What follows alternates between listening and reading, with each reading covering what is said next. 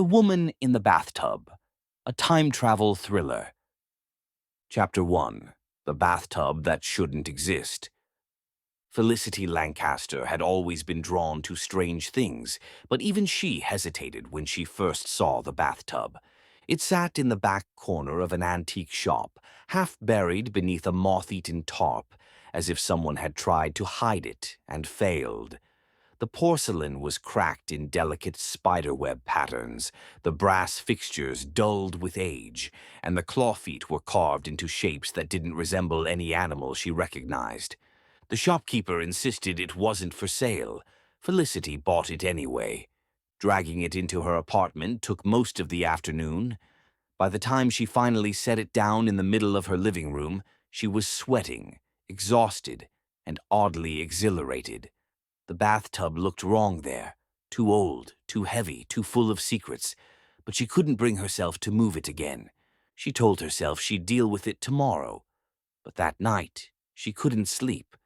The bathtub seemed to hum faintly in the dark, a low vibration she felt more than heard.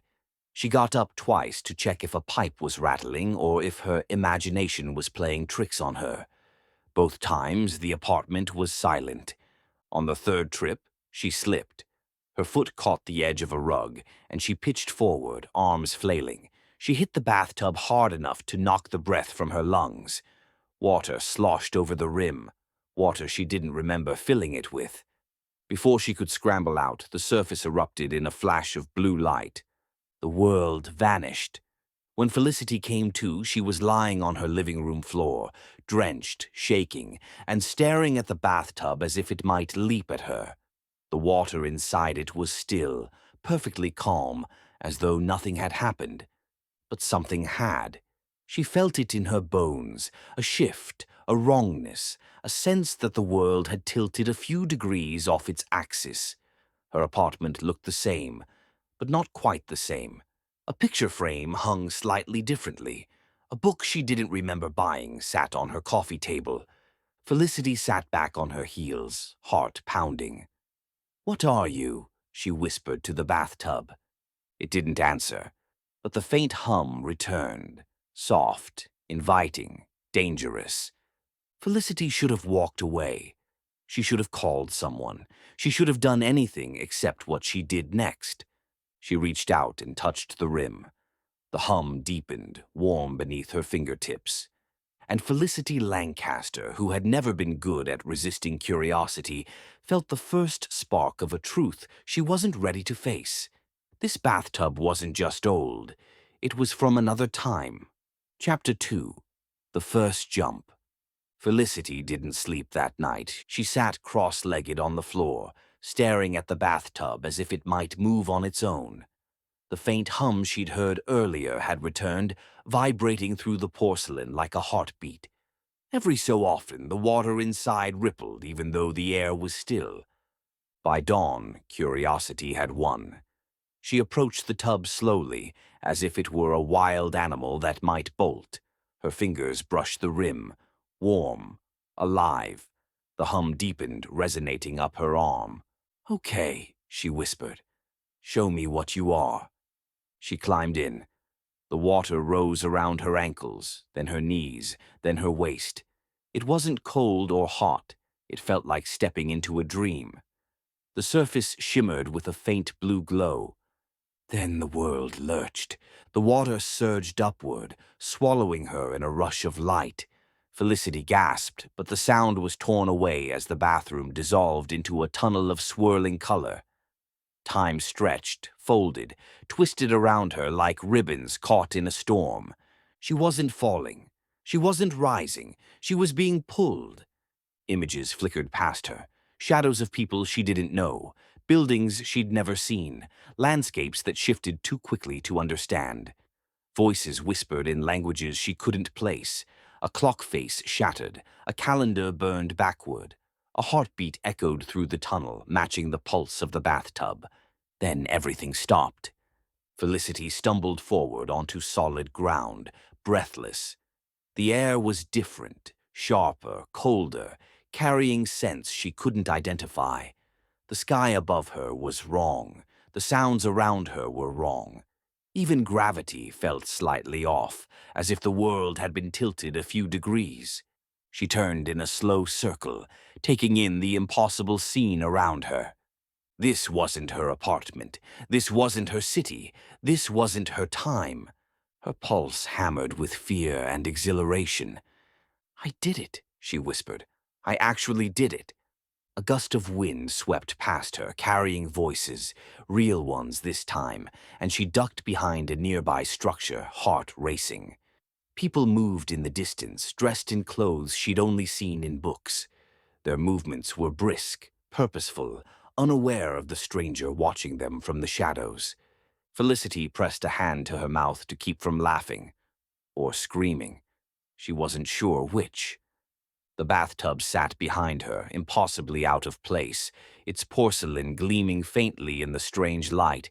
It hummed again, a soft reminder that it was still connected to her, still waiting. She crouched beside it, whispering, "Take me home." The water glowed, the world dissolved, and Felicity Lancaster was pulled through time once more, not gently, not safely, but with the wild, breathless certainty that she had just opened a door she could never close again. Chapter 3. The Ripple. Felicity landed hard. One moment she was tumbling through the blue-lit tunnel.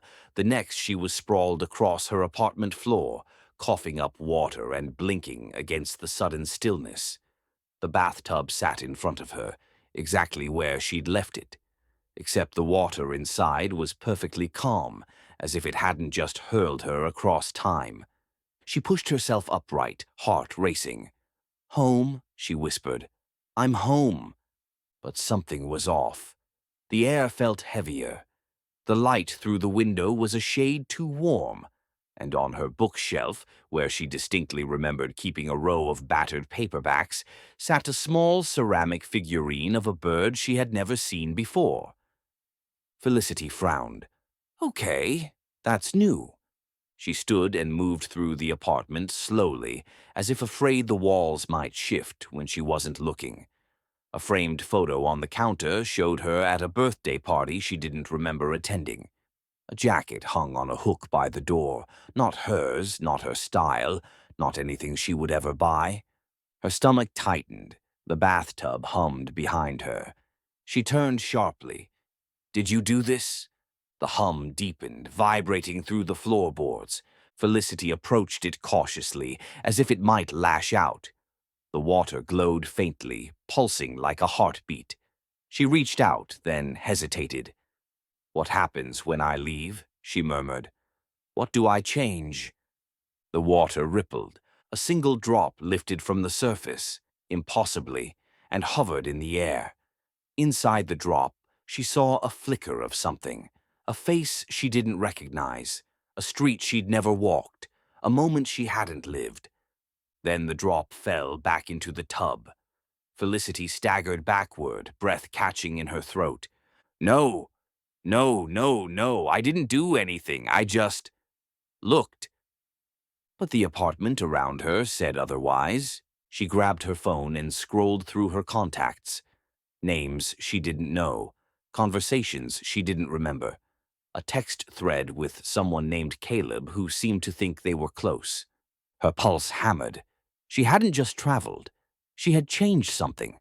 Something small. Something big. Something she couldn't see. The bathtub hummed again, louder this time, almost urgent. Felicity backed away. "I'm not getting in again. Not until I understand what you're doing." The hum softened as if coaxing her. She shook her head. "No, I need to think." But even as she said it, she felt the pull, the same strange gravity that had drawn her into the tub the first time. Curiosity, fear, wonder, a sense that the world had cracked open, and she was the only one who could see the fracture. She turned away, forcing herself to breathe. Then her phone buzzed, a message from an unknown number. "You weren't supposed to change anything. Stop before it gets worse." Felicity froze. Her apartment was silent. The bathtub glowed. The hum deepened. and Felicity Lancaster realized she wasn't the only one who knew what she'd done. Chapter 4. The Man Who Knew. Felicity didn't answer the message. She couldn't. Her hands were shaking too badly to type, and every instinct screamed that replying would make things worse. Instead, she set the phone down and paced the apartment, trying to convince herself she was imagining everything: the humming bathtub, the changed objects, the stranger texting warnings in the middle of the night. But the apartment kept betraying her. A plant she'd never owned sat on the windowsill. A mug with a chipped rim, one she didn't remember breaking, waited by the sink. Her reflection in the hallway mirror looked the same, but the expression staring back at her was not. She felt like a guest in her own life. The phone buzzed again. "You need to stop. You're making the timeline unstable." Felicity swallowed hard. "Who are you?" Before she could type the question, a knock sounded at the door. 3 soft taps, measured, deliberate. Her breath caught. No one knocked at her door this early. No one knocked at all, really. She froze, staring at the handle as if it might turn on its own. Another knock. Same rhythm. Same patience. Felicity forced herself forward and opened the door a crack. A man stood in the hallway. Tall, gray coat, dark eyes that looked like they'd seen too much.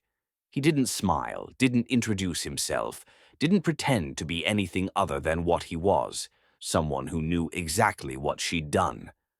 "Felicity Lancaster," he said quietly. Her throat tightened. "How do you know my name?" He glanced past her into the apartment, eyes landing on the bathtub. His jaw tightened. "You've already used it," he said. "More than once." Felicity stepped back. "What are you talking about?" He didn't push the door. He didn't raise his voice. He simply looked at her with a kind of exhausted certainty. "You think you're the first person to find one of those?" he asked. "You're not. But you might be the last if you don't stop."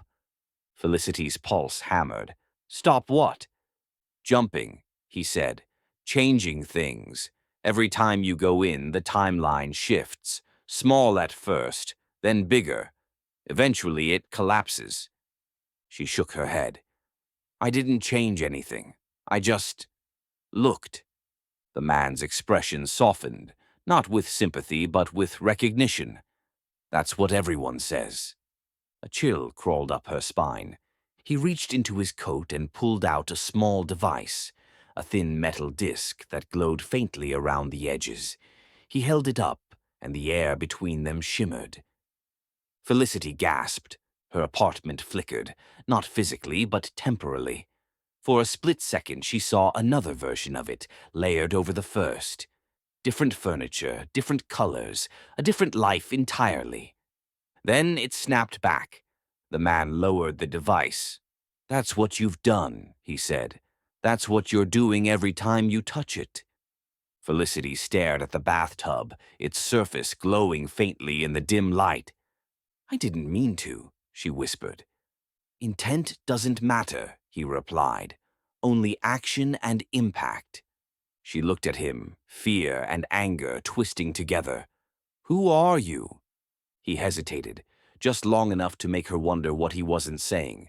"My name is Martin Matthews," he said, "and I'm here to stop you before you tear a hole in the fabric of time you can't close." Felicity's breath caught. The bathtub hummed behind her. Martin stepped forward. "Don't get back in," he said. "Not again." But even as he said it, Felicity felt the pull, that strange, irresistible gravity tugging at her from across the room. The bathtub glowed brighter. Martin swore under his breath. And Felicity realized something with a cold, sinking certainty. The bathtub wasn't done with her. Not even close. Chapter 5. Pulled back in. Felicity didn't remember deciding to move. One moment she was staring at Martin Matthews in her doorway, heart pounding, and the next she was backing into the apartment as if something behind her had tugged an invisible thread. Martin stepped inside without waiting for permission. He didn't look around. His eyes stayed fixed on the bathtub, glowing faintly in the dim light. "It's calling you," he said quietly. "That's how it works." Felicity shook her head. "It's a bathtub. It doesn't call people." "Then why are you shaking?" he asked. She opened her mouth to argue, but the truth was already there in her trembling hands. The hum from the tub vibrated through the floorboards, through her bones, through the air itself. It wasn't loud, but it was insistent, a steady, rhythmic pulse that felt like a heartbeat she couldn't ignore. Martin moved closer to the tub, keeping a careful distance as if it might lash out. Every jump destabilizes time.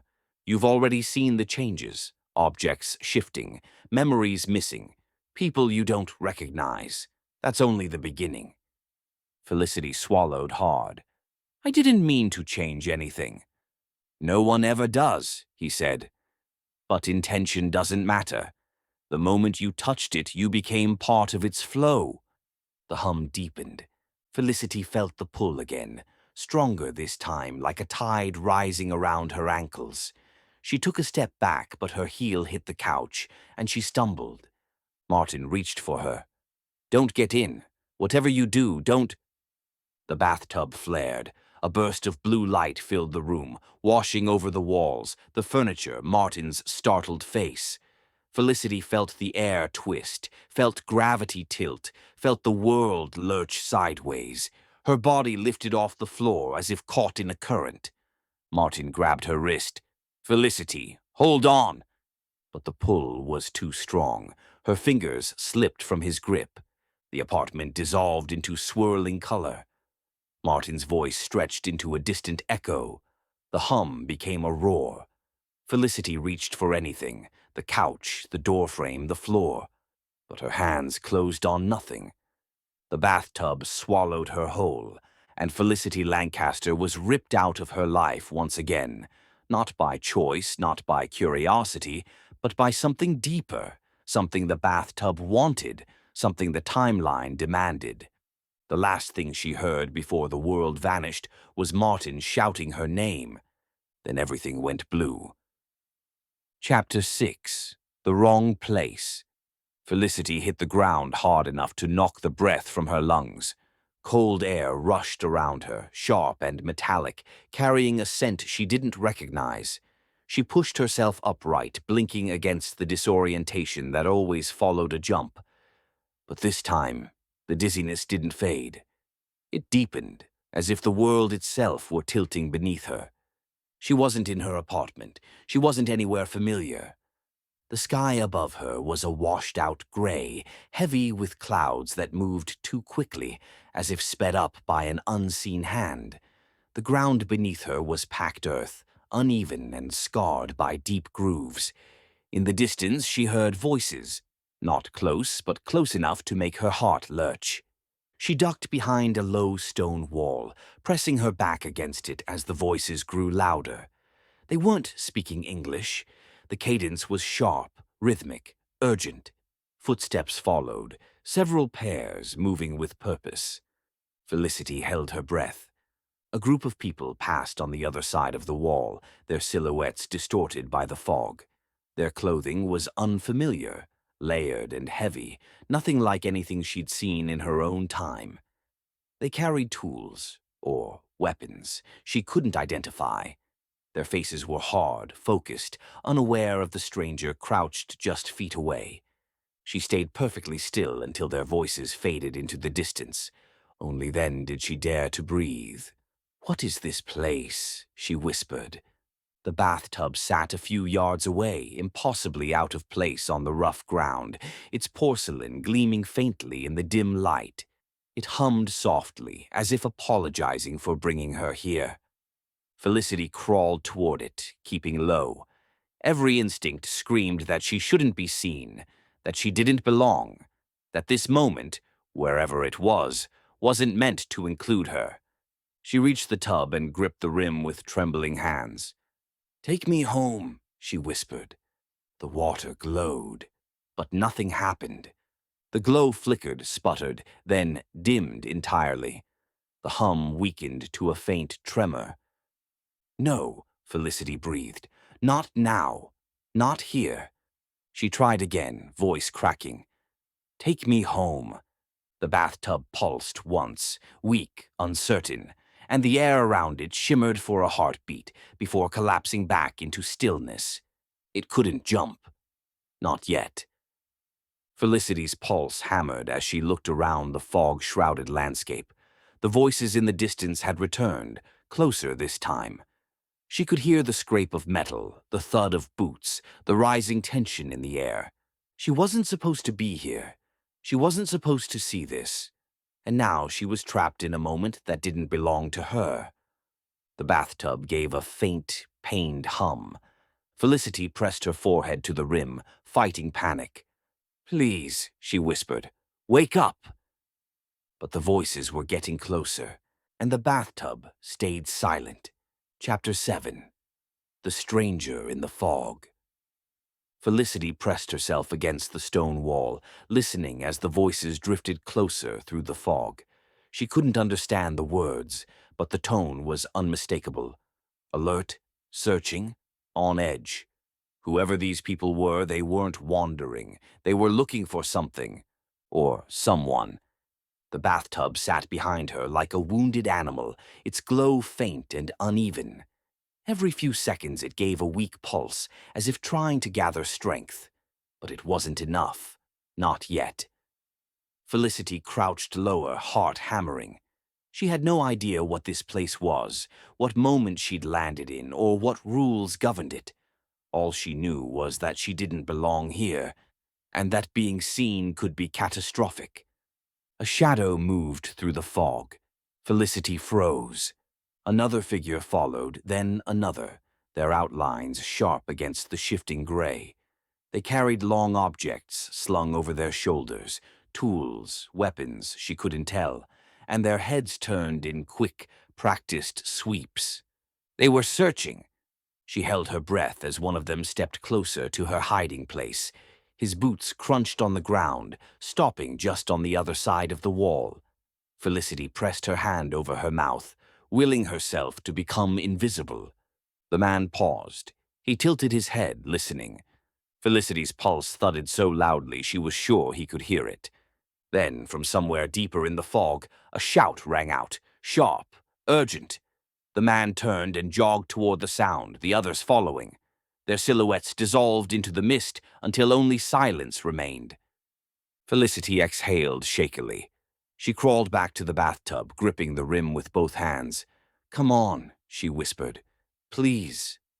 I need you." The water flickered with a faint blue glow, but it sputtered out almost immediately. The hum was barely audible now, like a heartbeat fading. Felicity's throat tightened. "Don't do this to me." A soft crunch of footsteps behind her made her spin around. A figure stood a few yards away, alone, half hidden by the fog. Not part of the group, not dressed like them. He watched her with an expression she couldn't read. Felicity scrambled backward, nearly falling into the tub. "Stay back." The stranger didn't move. He raised his hands slowly, palms open, as if showing he meant no harm. His voice, when he spoke, was low and steady. "You shouldn't be here." Felicity's breath caught. "Who are you?" He stepped closer, just enough for her to see his face. Young, tense, eyes sharp with recognition. "I'm someone who's been waiting for you," he said. Her stomach dropped. "Waiting for me? How?" He cut her off with a glance toward the fog. "They'll be back. You don't have much time." Felicity looked at the bathtub, still weak, still silent. "I can't leave. It's not working." The stranger's expression tightened. "Then you need to move. Now." "Why?" she demanded. He hesitated, just long enough to terrify her. "Because if they find you," he said quietly, "they won't let you leave at all." The fog shifted behind him. Voices rose again, closer. Felicity grabbed the bathtub's rim, torn between fear and instinct. The stranger extended a hand. "Come with me," he said. If you want to survive this? Felicity stared at him, the fog closing in, the voices growing louder, the bathtub flickering weakly at her side. She didn't know him, she didn't trust him, but she had no other choice. She took his hand, and the two of them vanished into the fog just as the searchers returned. Chapter 8. The Man Who Shouldn't Know Her. The stranger moved quickly through the fog, guiding Felicity with a firm grip that was careful not to feel controlling. He didn't look back often, but when he did, his eyes scanned the mist with the precision of someone who had spent too much of his life being hunted. Felicity stumbled over uneven ground, breath sharp in her throat. "Where are we going?" "Somewhere they won't look," he said. "For now." His voice was low, steady, and maddeningly calm, the kind of calm that only came from experience, not confidence, experience. They slipped between two jagged stone outcroppings and ducked into a narrow hollow. The fog thinned here, revealing a small pocket of space sheltered from the wind. The stranger released her hand and crouched near the entrance, listening. Felicity pressed her back against the cold rock, trying to steady her breathing. Who were those people? "Not people you want to meet," he said without turning. "Not today." That's not an answer. He finally looked at her. His face was young, but his eyes weren't. They held the same exhausted recognition she'd seen in Martin Matthews, the look of someone who knew too much about her already. "You're not supposed to be here," he said. "Not in this moment. Not in any moment like it." Felicity swallowed hard. "Then how did you know I'd show up?" He hesitated, just long enough to make her stomach twist. "Because I've seen what happens when you don't." The words hit her like a blow. She stepped closer. "What does that mean?" "It means," he said quietly, "that this isn't the first time we've met." Felicity stared at him. "I've never seen you before." "I know." His expression softened, almost apologetic. "But you've seen me. Or another you has." Her pulse spiked. "What are you talking about?" He didn't answer immediately. Instead, he reached into his coat and pulled out a small object, a thin metal band, worn smooth with age. He held it out to her. Felicity took it hesitantly. The moment her fingers touched the metal, a jolt shot up her arm. Not pain, recognition, a memory she didn't have, a moment she'd never lived, a flash of herself standing somewhere else, wearing the same band on her wrist. She dropped it with a gasp. The stranger caught it before it hit the ground. "You feel it," he said. "Good. That means the damage isn't too deep yet." Felicity backed away. "What damage?" "The kind you cause when you jump without understanding the cost." Her breath caught. "Martin said something like that." The stranger's jaw tightened. "Martin Matthews found you already." "You know him?" "Everyone who deals with this knows him," he said. "He's been trying to stop the fractures for years." Felicity's voice trembled. "Fractures?" "Every jump you make," he said, "splits the timeline a little more. Every change, even the ones you don't notice, widens the cracks. Eventually, the whole structure collapses." Felicity pressed a hand to her forehead. "I didn't change anything. I swear." "You did," he said gently. "You just don't remember the versions where you did." The fog outside the hollow shifted. Voices rose again, closer, sharper, searching. The stranger grabbed her arm. "We have to move." "Where?" she whispered. "Somewhere safer," he said. "Somewhere you can't break anything else." Felicity pulled her arm free. "I'm not going anywhere until you tell me who you are." He met her eyes. "My name is Rowan," he said, "and I'm here because you're running out of time, in more ways than one." The voices outside grew louder. Rowan stepped toward her. "Felicity," he said, "if you want to survive this, you need to trust me." She didn't trust him, but the fog was closing in. The searchers were almost here, and the bathtub, her only way home, was still too weak to save her.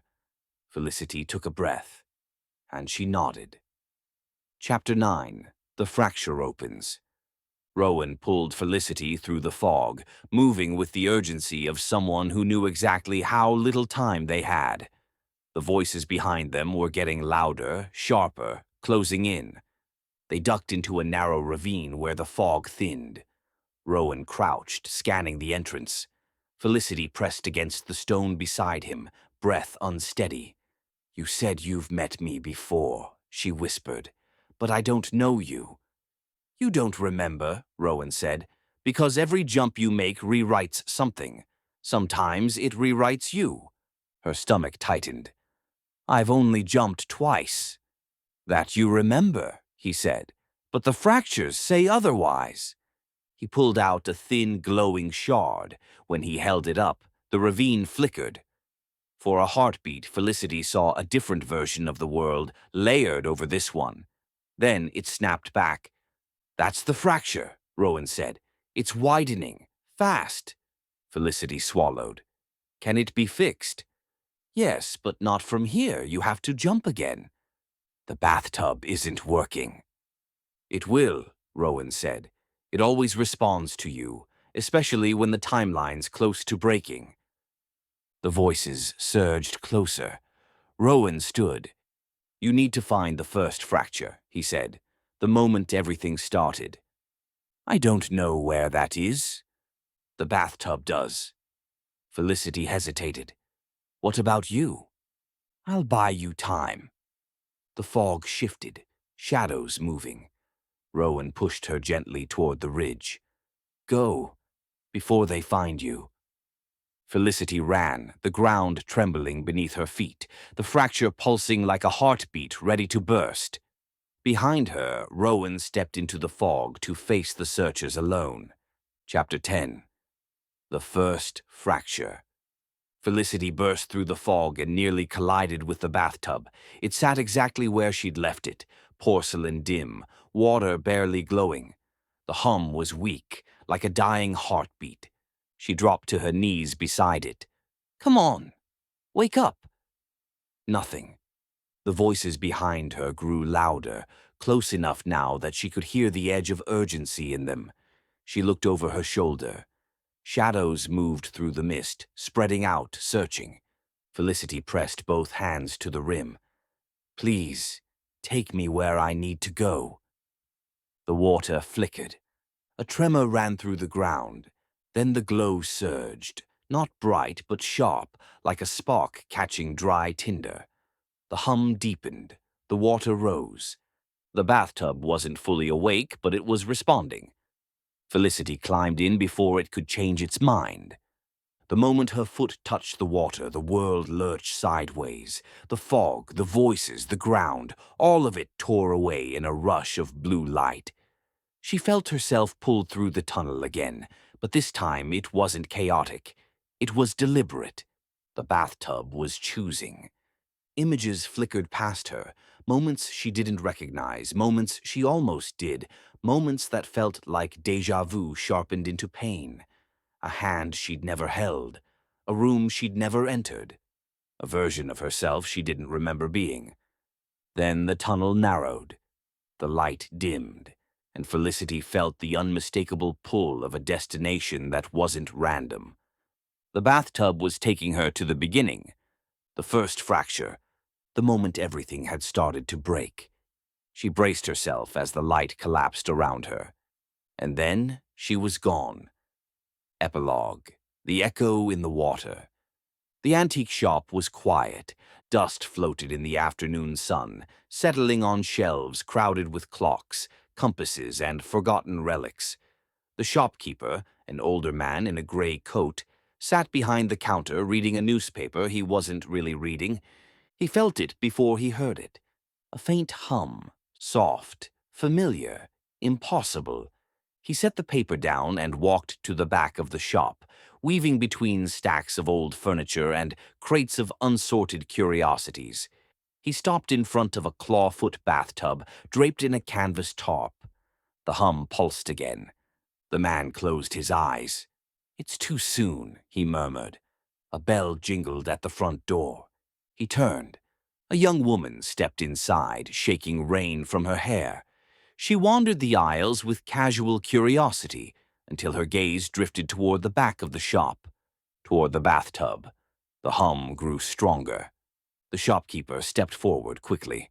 "That one's not for sale." The woman smiled. "I wasn't going to buy it, I just felt something." Her hand hovered over the top. The shopkeeper's breath caught. She didn't look like Felicity. She didn't sound like Felicity. But something in her presence, a resonance, a familiarity, made the air shift. "What's your name?" he asked. "Felicity," she said. The hum deepened. The shopkeeper swallowed. "You should stay away from that." Felicity tilted her head. "Why? What is it?" He hesitated. The tarp twitched. A ripple moved across the porcelain. Felicity stepped closer, drawn by something she couldn't explain. The shopkeeper reached out. Too late. Her fingertips brushed the rim. The bathtub glowed. Just once. Just enough. Felicity gasped and pulled her hand back. "What was that?" The shopkeeper exhaled slowly, the weight of too many timelines settling on his shoulders. "An echo," he said, "of someone who shouldn't exist anymore." Felicity frowned. "What does that mean?" He didn't answer. The bathtub hummed again. And somewhere deep beneath reality, in the quiet place where fractures sleep, a ripple spread outward, faint but growing.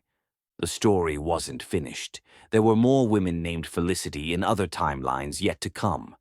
The end. Please like, comment, and subscribe. Thank you.